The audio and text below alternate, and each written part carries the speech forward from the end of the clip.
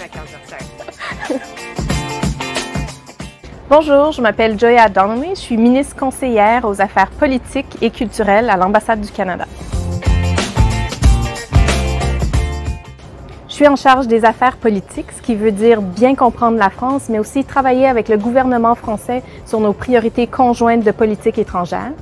Je suis en charge aussi des affaires culturelles, donc on fait rayonner la culture canadienne à l'échelle du pays et entre autres avec notre centre culturel canadien que je vous invite à visiter à l'ambassade.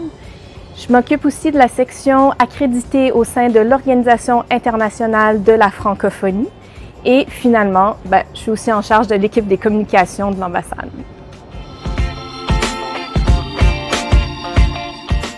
Si je suis à Paris, il y a des bonnes chances que je sois dans une rencontre au Quai d'Orsay ou à l'ambassade avec des partenaires qu'on invite pour développer des projets sur des priorités communes.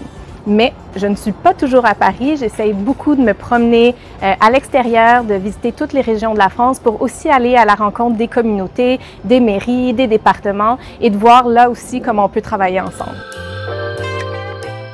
Je me suis développé une nouvelle passion pour la généalogie.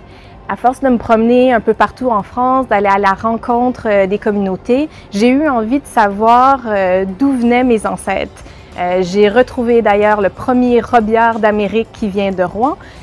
Et ça, je savais qu'on venait de Rouen, de Normandie, mais je me suis rendu compte en allant beaucoup plus loin dans toutes les autres branches de mon arbre généalogique que, en fait, j'ai aussi des ancêtres dans le Poitou, dans le sud de la France, dans les Alpes et un peu partout en France. Donc ça a été une révélation vraiment intéressante.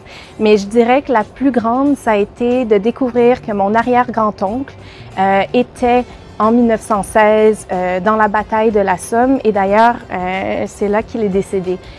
J'ai retrouvé sa tombe que je vais bien sûr aller visiter au moment des commémorations, mais aussi de façon beaucoup plus personnelle parce que là je vois qu'il y a un lien encore plus fort entre ma famille et le territoire français.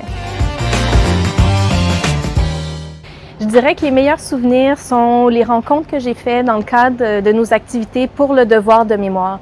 Donc de rencontrer des gens qui depuis un bon nombre d'années se dévouent pour s'assurer que les soldats canadiens, leur sacrifice soit reconnu et qu'on ne l'oublie jamais. C'est toujours des moments très touchants, que ce soit autour du centre Juno Beach, jusqu'à Kerlouan en Bretagne et bien sûr en passant par Vimy, Beaumont-Hamel, Dieppe. À chaque fois, c'est des moments très forts et surtout de voir la jeunesse, donc de voir des jeunes impliqués, intéressés et conscients de l'importance de se rappeler. Ça, c'est toujours des moments très forts et remplis d'émotions.